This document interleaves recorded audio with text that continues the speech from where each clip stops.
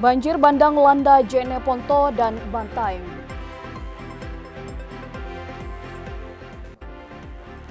TKI karantina jalani rapid test.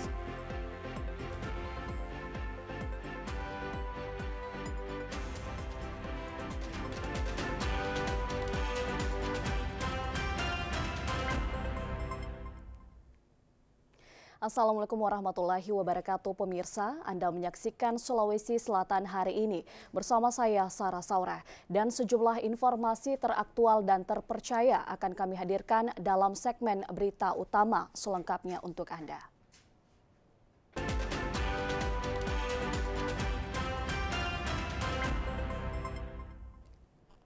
Pemirsa, 3 kecamatan di Bantaeng, yakni Bantaeng Kota, Bisapu, dan Sinoa, terendam banjir bahkan menghanyutkan 4 rumah. Sejumlah kawasan pemukiman di Kota Bantaeng serta 2 kecamatan di sekitarnya digenangi banjir, selain karena curah hujan juga dugaan adanya kiriman air dari Kecamatan Uluwere dan Kecamatan Ere Merasa. Meski pada awalnya sore kemarin cuaca masih cerah, namun memasuki malam hari mulai turun hujan, bahkan ketinggian air terus naik. Akibatnya rumah warga terendam atau banjir. Bahkan di beberapa tempat terjadi arus air yang mengakibatkan 4 rumah hanyut terbawa arus. Warga pemukiman secara gotong royong melakukan evakuasi untuk menyelamatkan keluarga mereka. Selain daerah pemukiman, banjir juga menerjang jalan poros setinggi lutut orang dewasa, sehingga menimbulkan kemacetan. Tim BPBD Sulawesi Selatan telah melakukan koordinasi dengan pihak terkait dan komponen untuk proses asesmen, pendataan, dan evakuasi sejumlah warga yang terdampak. Kini air sudah mulai surut dan warga sudah mulai melakukan pembersihan. Ya pemirsa, curah hujan yang tinggi mengguyur Kabupaten Jeneponto mulai Jumat siang hingga malam membuat beberapa titik terkena banjir bandang akibat luapan air sungai.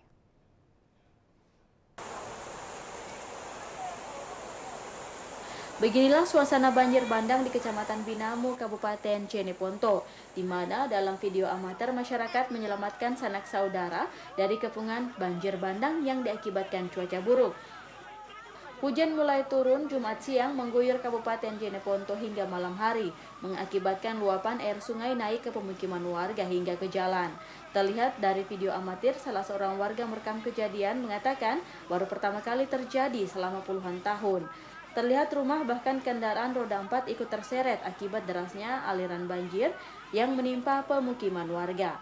Hingga saat ini tim potensi SAR masih terus beroperasi karena banyak dikabarkan warga yang terjebak di rumah-rumah mereka. Bahkan ada beberapa warga hanyut terbawa banjir sejak tadi malam. Hingga saat ini terpantau hujan masih turun walaupun tidak seperti kemarin. Dalam bencana ini belum diketahui korban jiwa dan kerugian, namun ditaksir mencapai ratusan juta rupiah.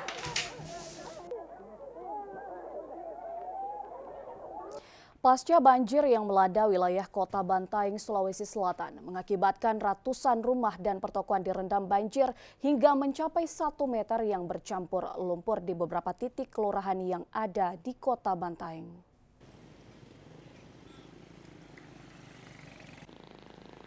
Beginilah kondisi pasca banjir yang melanda wilayah Kabupaten Bantaeng, di mana warga yang terdampak banjir yang ada di Kecamatan Bisapu dan Kecamatan Bantaeng tampak sibuk melakukan pembersihan sisa lumpur yang merendam rumah.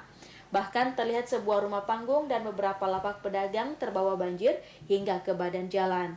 Selain itu sejumlah pertokoan juga ada di sekitar pasar tersebut dipenuhi sisa lumpur yang saat ini mereka terus melakukan pembersihan.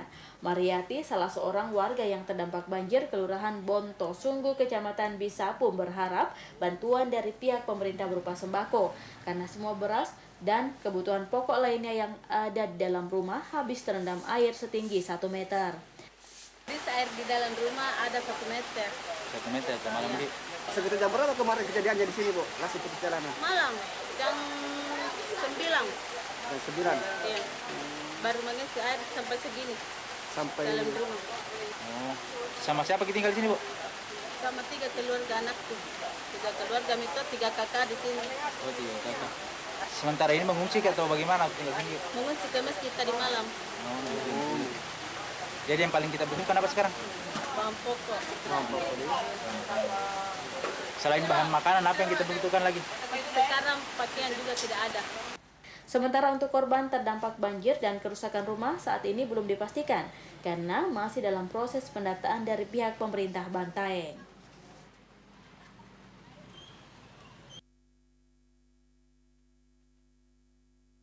Ya, pemirsa, kita beralih ke informasi lainnya. Untuk mengetahui kondisi terkini banjir Bantaeng yang melanda Kabupaten Bantaeng, saat ini kita terhubung dengan rekan kontributor TVRI Sulawesi Selatan, Mustari Pardi. Ya, halo. Ya, Mustari, bisa dengarkan suara saya? Ya, Mustari, seperti apa saat ini kondisi banjir Bantaeng dan apakah banjir mulai surut? Dan hingga saat ini ada beberapa korban jiwa.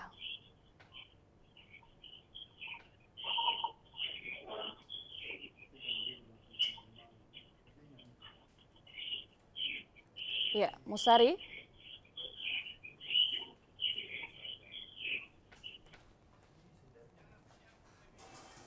Ya, Mustari, silakan dengan laporan Anda.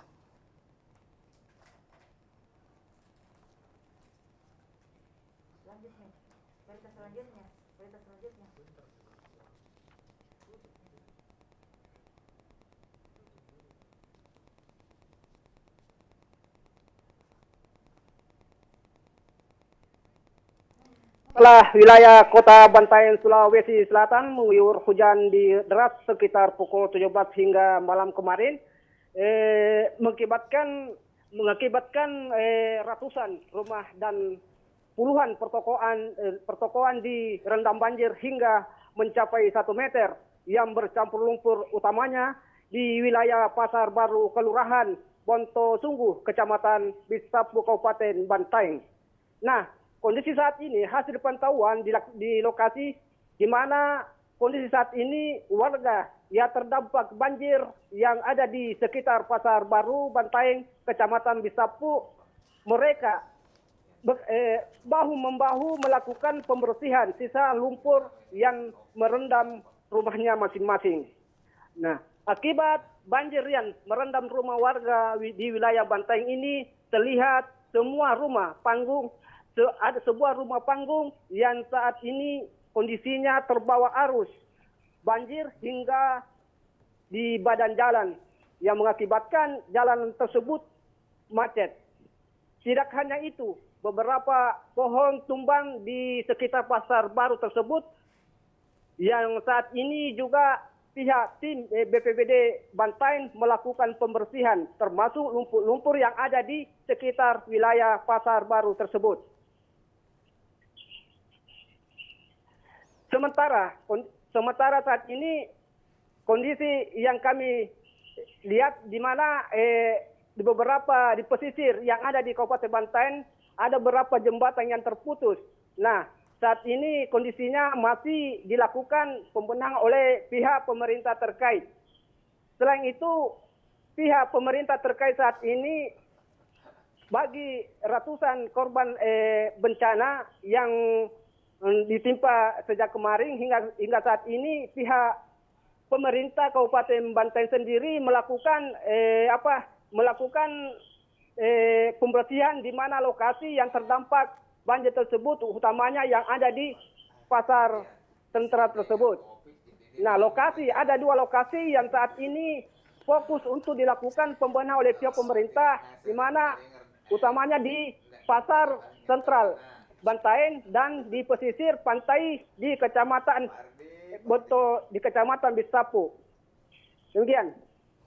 Ya, baik, terima kasih atas laporan Anda, Mustari Pardi. Tetap jaga kesehatan dan minum vitamin dan selamat bertugas kembali.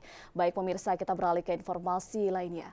Untuk mengurai kerumunan penumpang kapal yang akan berangkat di Pelabuhan Nusantara Parepare di masa pandemi ini, Kantor Kesehatan Pelabuhan atau KKP Parepare menambah loket layanan dan memasang tenda di sekitar pintu masuk pelabuhan.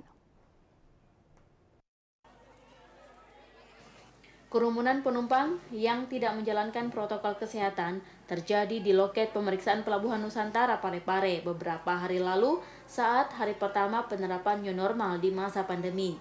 Akibat kerumunan ini, desak-desakan penumpang tidak terindahkan terjadi di loket pelayanan administrasi KKP saat pengurusan keterangan kesehatan dan verifikasi berkas kelengkapan penumpang yang akan berangkat ke beberapa daerah di Pulau Kalimantan. Kini pihak KKP kelas 2 Kota Parepare telah menambah beberapa loket pelayanan untuk mengurai kerumunan penumpang dan sesuai dengan protokol kesehatan yang dijalankan. Koordinator Wilayah Kerja Pelabuhan KKP Parepare, Nur Hayati mengakui jika pada saat itu kerumunan penumpang tidak dapat dihindari karena menurutnya bertepatan 2 kapal sekaligus berangkat di hari pertama penerapan new normal. Selain itu penumpang belum mengetahui penerapan tersebut. Setelah pihak KKP menambah loket layanan, kerumunan penumpang yang akan melakukan pemeriksaan berkas persyaratan perjalanan laut di masa pandemi kini tidak terlihat lagi. Satu persatu penumpang diperiksa sesuai protokol kesehatan. Masyarakat baru tahu new normal. Jadi semua kapal itu menerima penumpangnya, itu hari pertama. Pada saat hari itu juga ada 2 kapal bersamaan. Memang hari pertama memang berdasarkan. Terus, nah kami sudah bagi di sini, tapi memang belum ada titik-titik ya, pasti berdesakan karena banyak. Nah, setelah masalah itu, kami tim di pelabuhan itu ambil langkah agar tetap terjaga protokoler kesehatan. Itu mesti jaga jarak, pakai masker, sering cuci tangan. Salah satunya kita membagi titik-titik agar tidak berkumpul di satu titik. Hingga kini aktivitas Pelabuhan Nusantara Parepare masih ramai penumpang yang akan melakukan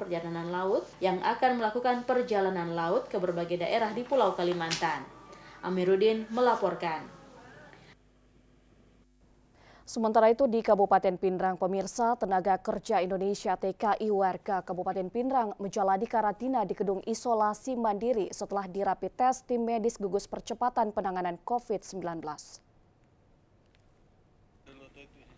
Untuk mengetahui kondisi kesehatan 32 orang TKI warga Kabupaten Pindrang yang dideportasi negara Malaysia menjalani karantina. Isolasi mandiri di gedung gugus tugas percepatan sedang kegiatan rapid test bagi TKI yang menjalani karantina mandiri merupakan protokol kesehatan penanganan COVID-19 untuk memastikan kondisi kesehatan TKI karena mereka berasal dari salah satu negara pandemi COVID-19. Dijelaskan Jubir Gugus Tugas Pindrang Dr. Gigi Diah Puspita Dewi, satu persatu TKI menjalani rapid test menggunakan masker dan jaga jarak fisik 1 meter antar sesama. Sedang untuk memasuki ruangan pengambilan rapid test dengan membawa paspor dan kartu tanda penduduk untuk dicatat petugas. Demikian halnya dengan petugas yang mengambil sampel rapid menggunakan alat pelindung diri atau APD lengkap, penutup wajah, dan sarung tangan. Setelah pengambilan rapid test, hasilnya semua non-reaktif, sehingga segera akan dipulangkan ke rumahnya masing-masing menjalani karantina mandiri dan dalam pengawasan puskesmas terdekat. Rapid test untuk para deportan dari Malaysia karena sudah 3 hari ada di gedung isolasi mandiri dan semua dari 32 yang di rapid test hasilnya non-reaktif. Jadi sesuai dengan kesepakatan dan persetujuan dari Ketua Gugus Tugas, mereka akan dipulangkan besok pagi dengan dijemput oleh camat dan juga puskesmas yang memwilayahi.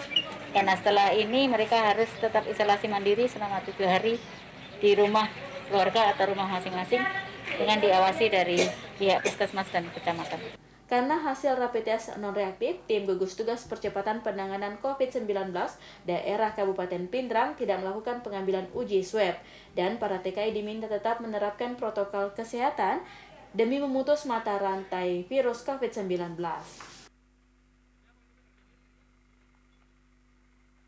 Kepolisian Resort Kota Besar Makassar terus memperketat pengamanan di 12 rumah sakit rujukan COVID-19 di Kota Makassar, Sulawesi Selatan. Dan untuk mengantisipasi jenazah COVID-19 kembali dibawa paksa dan selain menempatkan puluhan personel di rumah sakit, polisi juga menyiapkan pasukan cadangan yang dapat digerakkan sewaktu-waktu bila dibutuhkan.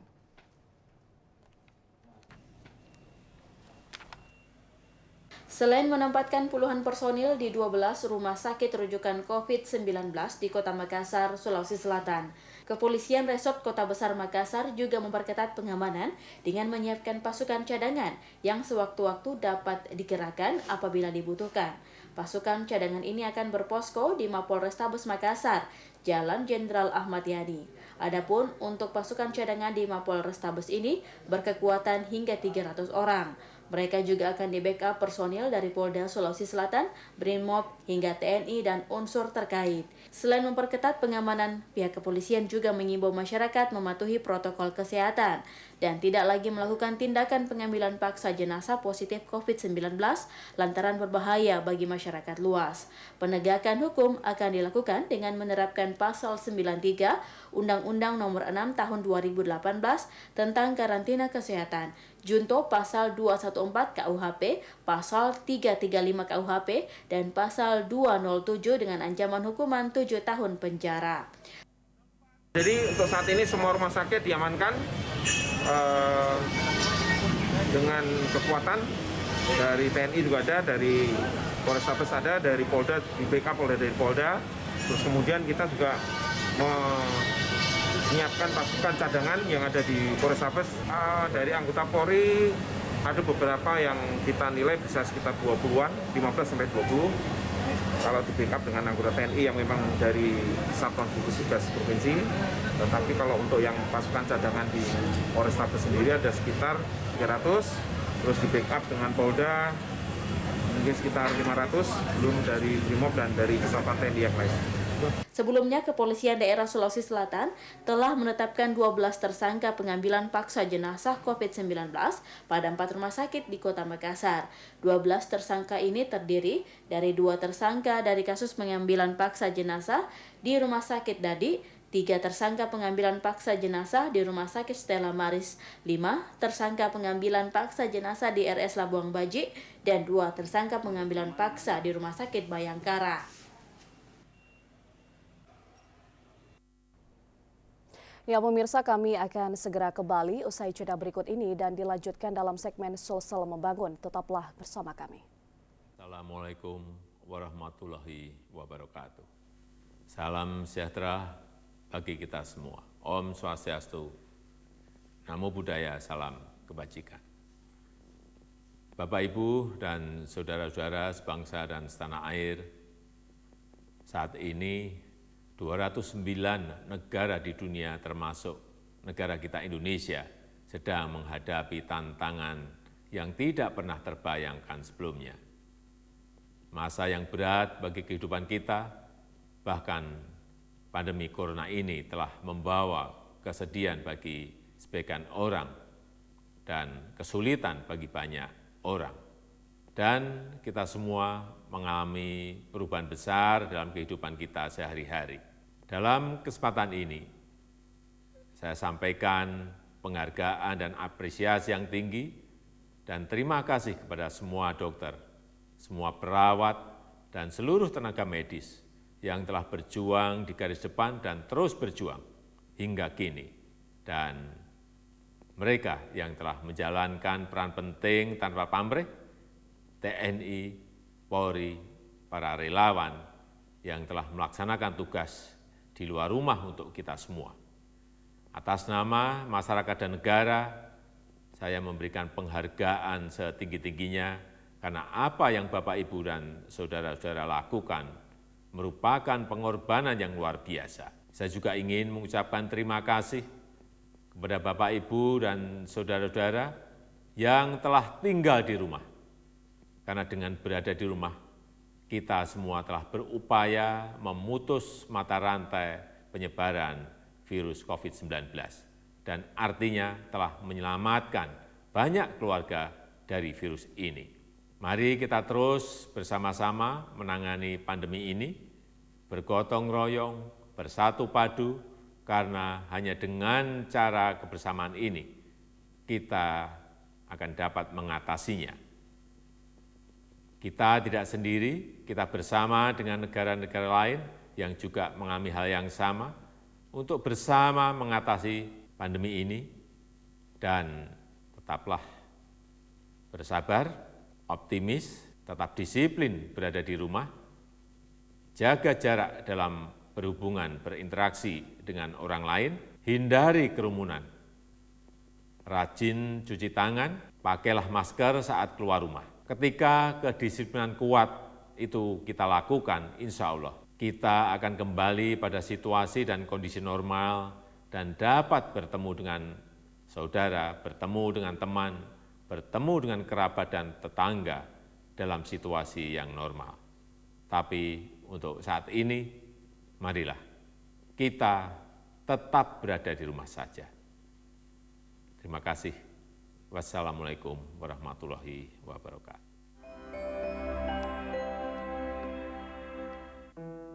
Kebiasaan mencuci tangan dicontohkan leluhur kita sejak dahulu. Mari kita terapkan agar diri dan orang-orang yang kita cintai terhindar dari COVID-19. Taati protokol kesehatan. Basuh kedua tangan dengan air mengalir, gosok kedua telapak tangan, gosok punggung tangan kanan dan kiri, gosok kedua sela jari, saling kaitkan kedua tangan, lakukan gerakan memutar pada masing-masing jempol, gosok masing-masing ujung jari, bilas setelah minimal 20 detik, segera keringkan. Dengan semangat kebersamaan, kita bebaskan Makassar dari COVID-19.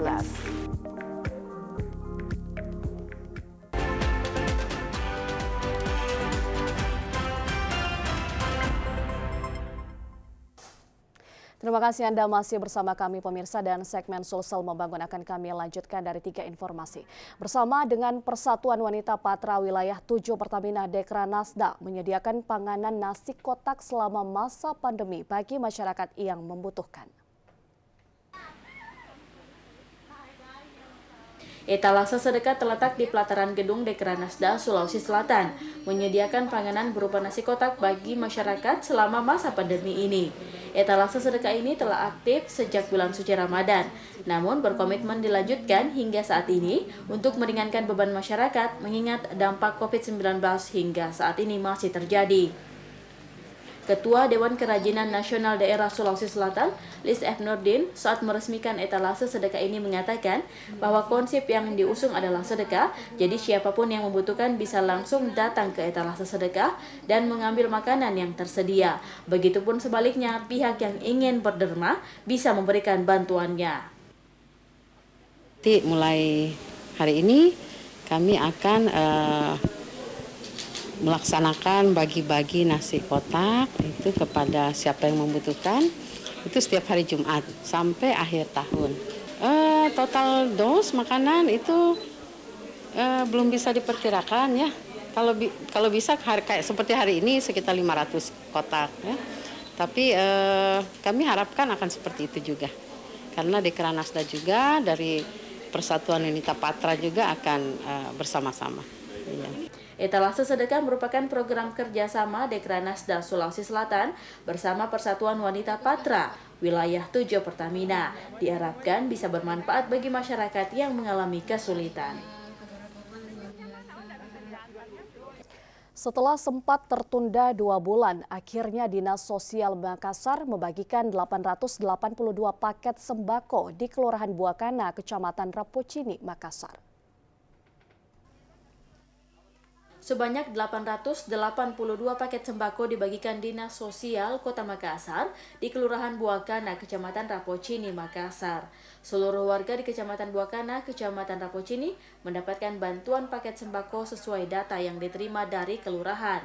Bantuan paket sembako yang dibagikan kepada warga terdampak wabah COVID-19 berupa beras, telur, gula pasir, ikan sarden, dan teh. Mereka yang mendapatkan bantuan sembako kali ini adalah warga masyarakat yang terdampak COVID-19 yang belum mendapatkan bantuan sosial lainnya, seperti program Keluarga Harapan, PKH, dan bantuan pangan non-tunai PBNT. Salah seorang petugas tenaga kesejahteraan sosial Kecamatan Rapocini, Makassar, Murni Rahman, mengatakan memastikan pendistribusian bantuan paket sembako kepada setiap keluarga, khususnya di Kelurahan Buakana ini, insya Allah dapat berjalan aman, baik, tertib, dan lancar. Murni juga berharap melalui bantuan paket sembako untuk warga terdampak COVID-19 dari Dinas Sosial Makassar dapat mengurangi beban masyarakat yang selama ini kehilangan mata pencaharian akibat wabah tersebut. bantuan COVID sembako untuk Kelurahan Buakana hari ini kami sudah mulai. Memang kemarin ada sedikit miskomunikasi, tapi alhamdulillah berkat mediasi dari Pak Camat kami, Pak Andi Asminullah, akhirnya kami mulai menyalurkan hari ini paket dengan jumlah 882. Semoga pembagian sembako ini tidak berjalan lambat, lancar semua, warga bisa diatur dengan dukungan dari RW maupun RT setempat. Pembagian bantuan paket sembako bagi warga di Kelurahan Buakana, Kecamatan Rapocini, Makassar berjalan dengan tetap menggunakan protap kesehatan, yakni mencuci tangan, pakai masker, dan menjaga jarak. Ketua Pembina Tim Penggerak PKK Kota Makassar yang juga pejabat Wali Kota Makassar, Profesor Yusran Yusuf, mengukuhkan pengurus antar waktu Tim Penggerak PKK Kota Makassar masa bakti 2020-2021 di Baruga Angin Mamiri pada hari Jumat 12 Juni 2020. Pelantikan pengurus antara waktu PKK Kota Makassar, Ketua Pembina Tim PKK Kota Makassar, yang didampingi Ketua Penggerak PKK Kota Makassar, Dr. Andi Masniwati Yusran berharap peran anggota PKK Kota Makassar untuk lebih menggiatkan peran sosial masyarakat di lingkungan masing-masing dan keluarga. Selain itu, pentingnya menjaga kesehatan dengan mengikuti aturan protokol kesehatan yang ada dan menepis isu-isu negatif yang dapat merugikan diri sendiri serta keluarga. Keluarga adalah garda terdepan dalam memutus mata rantai virus COVID-19. Untuk itu masyarakat harus bersinergi. Wali Kota Makassar meminta bekerja semaksimal mungkin membantu program pemerintah, terkhusus pada penanganan COVID-19. Harus bekerja cepat membantu program pemerintah dalam penanganan COVID, terus mensosialisasikan kebersihan, penggunaan masker, dan jaga jarak, serta jaga jarak sangat perlu karena masih banyak masyarakat yang belum mengetahui hal tersebut. Peran PKK di dalam ikut membantu proses penerapan protokol kesehatan kami sangat harapkan. Yang kedua, tentu PKK bagian dari organisasi yang penting untuk mendukung program pemerintah, ya. Dan oleh karena itu kami sangat berharap apa yang dilakukan pada kegiatan ini bisa menjadi bagian untuk mensukseskan program pemerintah, khususnya di dalam mengawal pencegahan pandemi COVID-19. Dalam proses pengukuhan tersebut pula diputar beberapa video penerapan protokol kesehatan, cara mencuci tangan, serta olahraga ringan untuk mencegah COVID-19.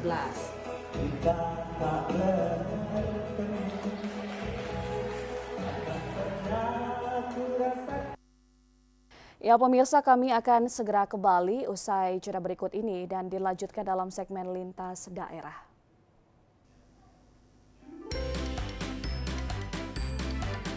Dalam rangka mengantisipasi pandemi COVID-19, program belajar dari rumah hadir untuk memberi ruang kepada seluruh peserta didik yang tidak memiliki internet, mulai dari pendidikan anak usia dini hingga sekolah menengah atas, agar tetap dapat belajar dengan maksimal. Dampingi putra-putri Anda dengan penuh gembira bersama tayangan edukatif. Belajar dari rumah, Senin sampai Jumat, PAUD pukul 8 waktu Indonesia Barat, SD pukul 8.30 waktu Indonesia Barat, SMP pukul 10.30 waktu Indonesia Barat, SMA pukul 14 waktu Indonesia Barat, Pengasuhan dan Pendidikan Anak pukul 14.30 waktu Indonesia Barat.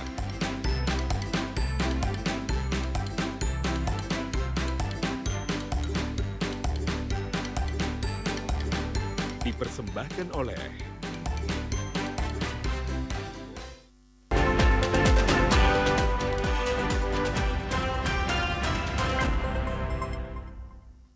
Ya pemirsa, dari Kabupaten Pinrang, untuk memastikan bantuan langsung tunai dana desa atau BLTD dampak COVID-19 tetap sasaran di wilayah Kecamatan Lembanga, Kabupaten Pinrang, Musyawarah Pimpinan Kecamatan Lembang kawal langsung penyaluran BLTD di daerah pegunungan.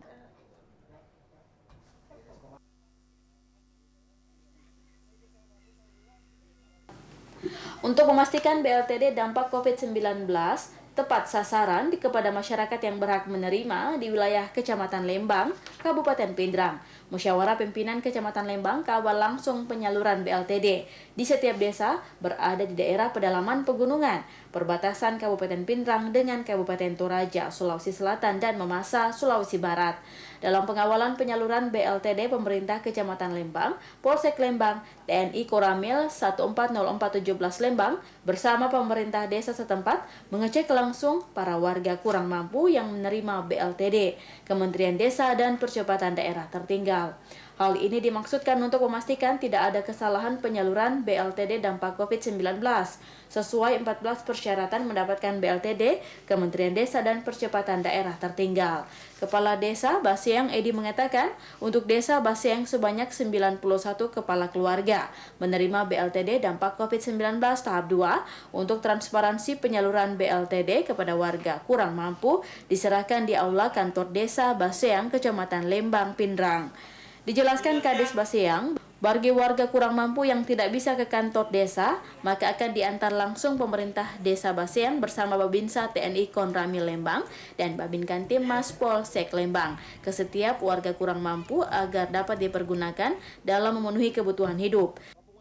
Kita memberikan bantuan dari BLT dana desa kepada warga penerima manfaat sebanyak 91 KK dan sebagian yang tidak hadir akan kita langsung antarkan langsung kita bagikan di masing-masing di tempatnya. Sementara Camat Lembang Muhammad Yusuf mengatakan pengawalan penyaluran BLTD dampak COVID-19 sebagai bahan evaluasi BLTD sehingga BLTD tepat sasaran di seluruh desa di wilayah Kecamatan Lembang. Persatuan Wanita Patra PWP Wilayah 7 Pertamina membagikan ratusan dos makanan siap saji bagi pengendara yang melintas di Jalan Jenderal Sudirman, Kota Makassar. Sebagai upaya untuk meringankan beban masyarakat di Kota Makassar, Persatuan Wanita Patra PWP Wilayah 7 Pertamina membagikan ratusan makanan siap saji bagi pengendara yang melintas di Jalan Jenderal Sudirman, Makassar. Pembagian makanan siap saji ini dilakukan setiap hari Jumat setelah sholat Jumat yang dikemas dalam bentuk etalase sedekah. Etalase sedekah PWP Pertamina 7 bersama Dekranasda akan dilakukan di masa pandemi COVID-19 dengan konsep sedekah bagi para pengendara yang melintas di depan kantor Dekranasda. Ketua PWP Wilayah 7 Pertamina, Dwi Novitasari Sasongko mengatakan, usai sholat Jumat, masyarakat yang membutuhkan bisa langsung mengunjungi etalase sedekah dan mengambil makanan yang ada di etalase ini. Ia berharap bantuan ini bermanfaat bagi masyarakat terdampak pandemi serta dapat digunakan oleh dermawan untuk memberikan bantuannya. Apalagi jadi setiap hari Jumat sampai akhir tahun dari Pertamina kita menyiapkan 100 box nasi untuk dibagikan dan tidak menutup kemungkinan bisa bertambah dari Pertamina Group dan Dekranasda atau dari masyarakat lain bisa memasukkan nasi. Makanan ini kita ada mitra binaan dari Pertamina serta kita berkolaborasi dengan UKM dari Dekranasda. Selain menyediakan panganan bagi masyarakat yang membutuhkan, etalase sedekah ini juga dilengkapi dengan fasilitas cuci tangan yang bisa langsung diakses masyarakat. Kita beralih ke Kabupaten Maros, pemirsa. Aparat kepolisian menggerebek judi sabung ayam yang digelar di tengah hutan bambu Kecamatan Bantimurung, Kabupaten Maros. Barang bukti berupa 3 ekor ayam beserta senjata tajam dan 7 unit sepeda motor milik pelaku diamankan.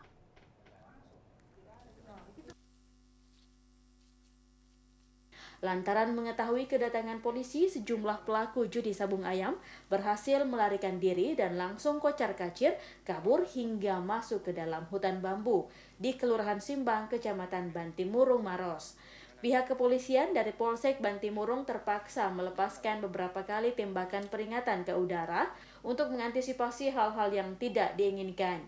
Jumlah petugas tidak sebanding dengan pelaku yang berjumlah ratusan orang, membuat petugas gagal menangkap pelaku dan hanya mengamankan sejumlah barang bukti berupa 3 ekor ayam aduan beserta senjata tajam seperti badik serta 7 unit sepeda motor milik pelaku yang ditinggal di lokasi perjudian. Saat petugas berusaha membawa barang bukti berupa motor, salah seorang wanita diduga istri salah seorang pelaku menangis histeris. Terungkapnya aktivitas perjudian ini bermula dari laporan warga yang resah dengan maraknya judi sabung ayam di wilayah Bantimurung. Bahkan para pelaku juga terkadang membuat onar dan mengganggu masyarakat sekitar. Minta kepada seluruh lapisan masyarakat Kabupaten Maros ya untuk secara bersama-sama membantu kami aparat kepolisian untuk memerangi perjudian, untuk menjaga Kamtibmas sudah menyebar ya. Call Center Polres Maros untuk setiap saat memberikan informasi masukan kepada kami kepolisian terdekat ya bila mana ada hal-hal terjadinya suatu tindak pidana. Hingga kini polisi masih mengejar seluruh pelaku judi sabung ayam, sementara 7 unit sepeda motor beserta sejumlah barang bukti lainnya diamankan di Mapolsek Bantimurung. Herman Kambuna melaporkan. 32 tenaga kerja Indonesia atau TKI yang dideportasi dari Malaysia menjalani karantina di gedung isolasi dan melakukan perekaman kartu tanda penduduk elektronik atau EKTP. 32 TKI warga Kabupaten Pindrang yang dideportasi dari negara Malaysia menjalani karantina di gedung isolasi mandiri. Gugus Tugas Percepatan Penanganan COVID-19 daerah Kabupaten Pindrang melakukan perekaman IKTP yang dilakukan Dinas Kependudukan dan Pencatatan Sipil Pemerintah Kabupaten Pindrang. Kepala Dinas Kependudukan dan Pencatatan Sipil Pindrang, Andi Pabisiangi mengatakan kegiatan perekaman IKTP dilakukan kepada TKI yang mengalami karantina di gedung isolasi mandiri, agar TKI dapat perpanjang IKTP dan dapat mengurus paspornya kembali di kantor imigrasi untuk ke luar negeri. Dikatakan perekaman IKTP bagi TKI yang dideportasi juga mencocokkan data administrasi kependudukan. Kartu keluarga dimiliki keluarganya ditinggal di Kabupaten Pindrang, di mana dalam perekaman IKTP seluruh TKI harus memperlihatkan paspor dan surat keterangan perjalanannya.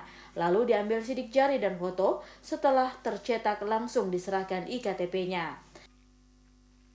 Ikut membantu pada pendatang ini untuk mendapatkan dokumen kependudukan. Jadi makanya kita data semua yang masuk di karantina ini agar mereka mendapatkan data kependudukannya. Kalau dia sudah memiliki KTP berarti dia sudah memiliki sipil yang sama dengan yang lain. Dalam melaksanakan perekaman IKTP, petugas Dinas Kependudukan dan Catatan Sipil Pemerintah Kabupaten Pindrang tetap menerapkan protokol kesehatan dengan menggunakan alat pelindung diri atau APD. Asnadikala melaporkan. Khawatir terjadi peningkatan angka stunting putus pakai alat kontrasepsi dan tidak tercapai sasaran. KB tahun 2020 maka kantor BKKBN Sulsel menggenjot komunikasi dan edukasi KB di sejumlah daerah.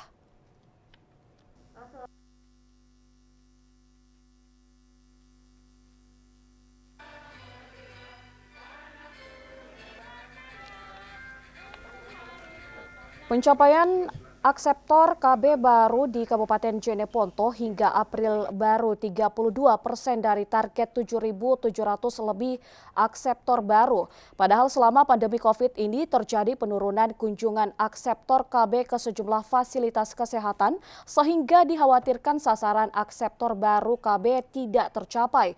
Selain itu, kekhawatiran mengunjungi fasilitas kesehatan dapat menjadikan angka stunting atau anak dengan pertumbuhan di bawah dari rata-rata seusianya juga bertambah. Karena itu Kepala Kantor Perwakilan BKKBN Sulawesi Selatan, Dr. Haji Andi Rita Mariani, MPD terus meningkatkan aparat kecamatan, desa, satuan kerja dan PKB serta masyarakat peserta KB untuk memperhatikan 1000 hari pengasuhan anak pasca kelahiran.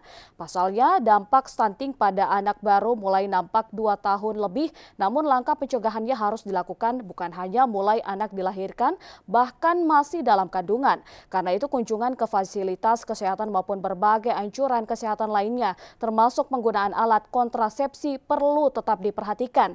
Komunikasi, edukasi, dan penggerakan yang dilakukan berupa kunjungan ke sejumlah daerah dalam rangkaian Hari Keluarga Nasional ke-27 di Sulawesi Selatan.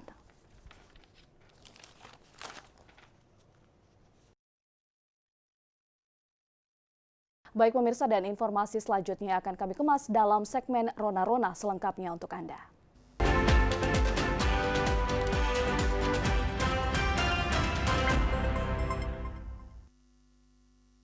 Pemirsa, perkembangan ajaran Nasrani di Indonesia memegang peranan sejarah tersendiri. Tak hanya itu, dalam hal keagamaan tapi pembangunan negara, bukti-bukti sejarah perkembangan ajaran Kristen di Indonesia masih bisa terlihat dari berdirinya kokoh bangunan gereja yang bersejarah.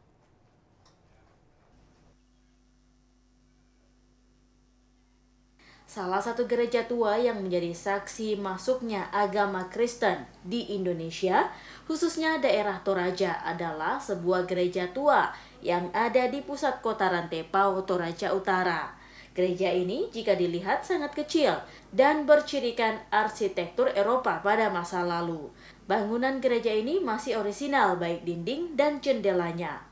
Walau sudah ada yang mengalami perbaikan dan pergantian karena dimakan usia dan waktu, namun tidak mengurangi keindahan gereja tersebut. Salah satu ciri khas gereja yang dibangun pada masa pemerintahan kolonialis Belanda adalah simbol ayam jantan pada salah satu menaranya. Gedung Gereja Toraja Jemaat Rantepao yang biasanya disebut gereja besar atau gereja tua Rantepao ini dibangun sejak tahun 1935. Peletakan batu pertama pembangunan gereja ini dilakukan oleh pendeta DJ Panjik pada tanggal 18 September 1935. Hal ini masih dapat dilihat dari prasasti yang ada pada dinding gereja ini. Memasuki ruang ibadah, kita bisa melihat kursi bangku yang terbuat dari kayu bayam. Begitupun dengan altar dan balkon yang ada. Gereja ini sempat dikabarkan akan dibongkar sesuai dengan perkembangan jemaat gereja yang semakin banyak. Namun mendapat tantangan dari berbagai elemen masyarakat lokal, baik Toraja, mahasiswa, dan pemerhati sejarah dan budayawan. Dengan alasan secara psikologis gereja tua yang ada di Rantepao, secara historis gedung ini memiliki nilai sejarah masuknya agama Kristen ke Toraja. Berikut gedung gereja tersebut merupakan ikon kota Rantepao dan keindahan seni arsitektur minimalis pada masanya. Lepas dari segala problema yang ada, gereja ini menjadi saksi nilai sejarah dan kontribusi perkembangan gereja ini membuatnya menjadi bangunan sejarah yang dilindungi pemerintah. Hartono melaporkan. Ya pemirsa, dan berikut kami hadirkan info COVID-19 edisi 13 Juni 2020.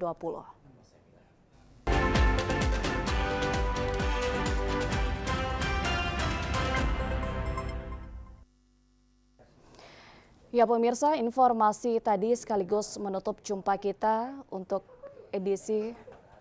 Baik pemirsa, kami lanjutkan informasi dan berikut info COVID-19 edisi 13 Juni 2020. Baik, terima kasih. Saatnya kami perbaharui informasi Anda mengenai perkembangan kasus COVID-19 di Sulawesi Selatan juga di Kota Makassar. Saudara, data ini atau informasi ini kami dapatkan dari situs resmi infocorona.makassar.go.id yang juga dapat Anda akses secara pribadi melalui perangkat lunak ataupun smartphone Anda. Kita lihat saudara, di situs ini kita dapat mengetahui di tanggal 13 Juni 2020, tepatnya update pada tanggal 11 Juni 2020 pukul 4:52 waktu Indonesia Barat. Di Indonesia sendiri sudah terdapat 35.295 kasus. Tentu saja hal ini berdampak juga untuk wilayah Sulawesi Selatan. Melihat update di hari ini saudara, kita lihat sejenak perkembangan kasus COVID-19 di Sulawesi Selatan yang update pada tanggal 12 Juni 2020 pukul 20:23 waktu Indonesia Tengah. Untuk ODP sendiri saudara, hingga saat ini data yang masuk sudah sebanyak 6.078 orang totalnya ODP di Sulawesi Selatan, di mana saat ini yang menjalani proses pemantauan sebanyak 432 orang dan selesai pemantauan sebanyak 5.600 Maksud kami 5.646 orang. Untuk PDP sendiri, saudara, totalnya hingga saat ini sudah sebanyak 2.050 orang, di mana yang masih dirawat sebanyak 354 orang, dan yang dinyatakan non-COVID sebanyak 1.522 orang, sementara yang meninggal dunia sebanyak 174 orang. Dan total kasus positif di Sulawesi Selatan sendiri, saudara, seperti yang dapat kita lihat bersama, berada di angka 2.578 juta, maksud kami 2.578 orang. Dan kita ke angka positif, saudara, di mana hingga saat ini Sulawesi Selatan terdapat 2.578 orang kasus positif yang ada di daerah ini, dan 1.629 diantaranya masih dirawat. 835 orang dinyatakan sembuh dan meninggal dunia 144 orang. Kita ke Kota Makassar, saudara, melihat update di tanggal ini. Jika melihat di situs ini, update-nya pada tanggal 12 Juni 2020 pukul 17 waktu Indonesia Tengah dari Dinas Kesehatan Kota Makassar. Untuk total ODP sendiri sebanyak 1.724 orang. Dan hingga saat ini masih dalam proses pemantauan sebanyak 147 orang dan selesai dipantau sebanyak 1.557 orang. Ya pemirsa, informasi tadi mengenai info COVID-19 terkini sekaligus menutup jumpa kita untuk edisi Sulawesi Selatan hari ini. Saya Sarah Saura dan seluruh kru yang bertugas hari ini undur diri dari hadapan Anda. Terima kasih atas kebersamaan Anda. Sampai jumpa.